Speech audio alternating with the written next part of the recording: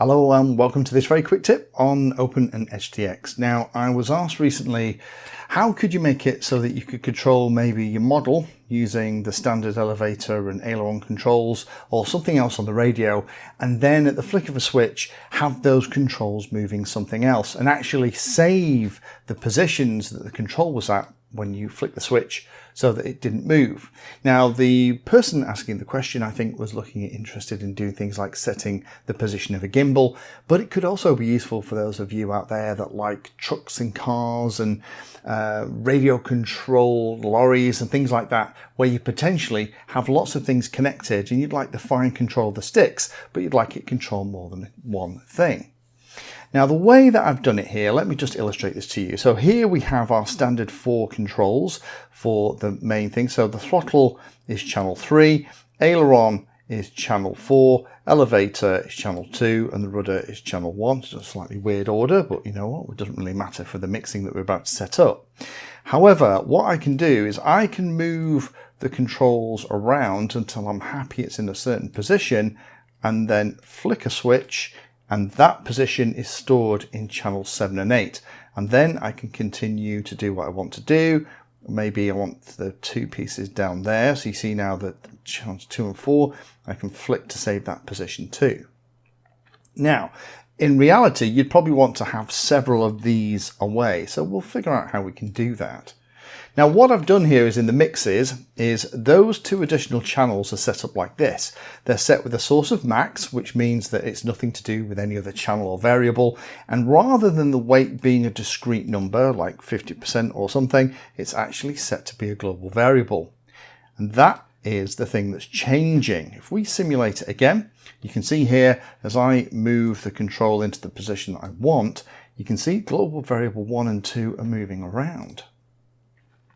Now, the funky stuff is happening here in special functions, and what we're doing is when that momentary switch SH is in that specific position, it's going to adjust a global variable to be the source of that particular control.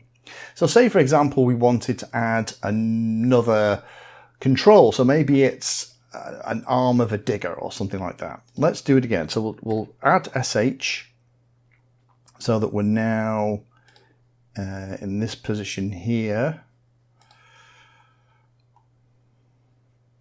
In fact, you know what? Let's do it on another switch.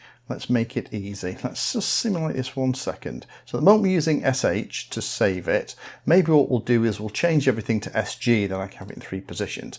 Probably going to be easy to demo. So what we'll do is we'll say when SG is in the middle position, it's going to work for those 2 outputs. And we'll say when SG is in the forward position, it's going to work with these other outputs. So again, we'll say adjust global variable. We'll use the next 2 just to do it.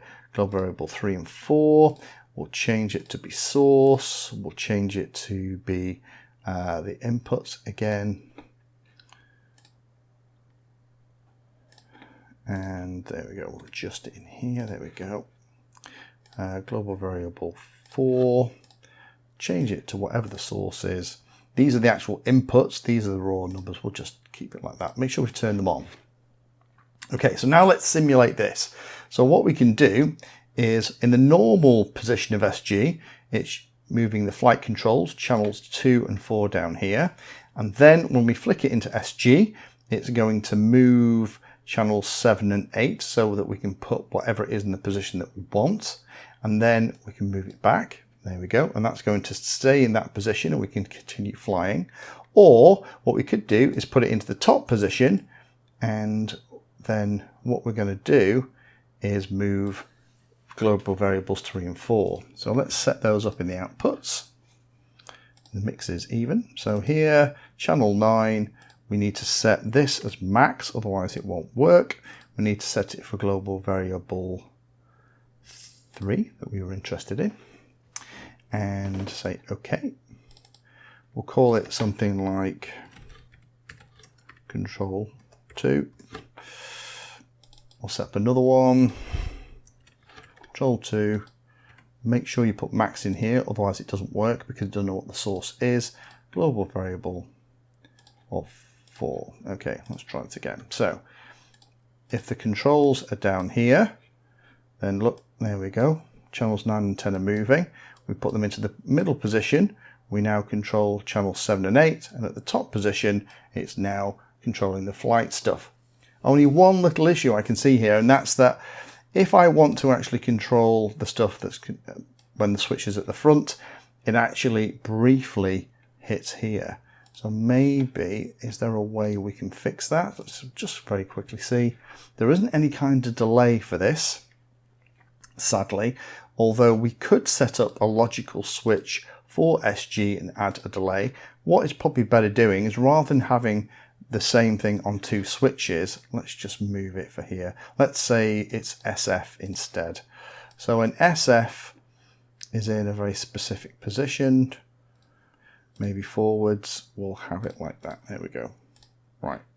So the way this now works is that normal flight controls, channel 2 and 4 for the aileron elevator, and then we decide we want to use maybe the gimbal or something, and we pop that there, and we can move the gimbal into position that we want.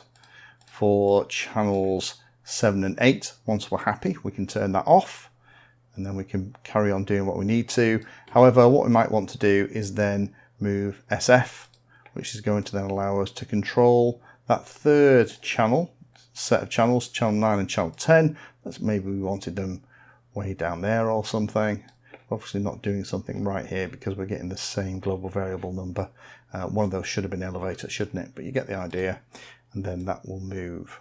So that is a way for you in OpenTX to kind of store values using the global variables. It is a little bit of a messy way to do it, but it's a nice idea. If you have any other ideas or suggestions, then do put them down below, and don't forget to check out the OpenTX Mix School, where there's more cool ideas like this. Thank you for spending your time today watching that video. You can find me in all the usual places on social media, and if you're trying to learn about a subject, then check out the playlist. All of my videos are organized into easy to follow playlists that, if you're trying to learn a topic, will take you from the basics right the way through to some pretty advanced stuff.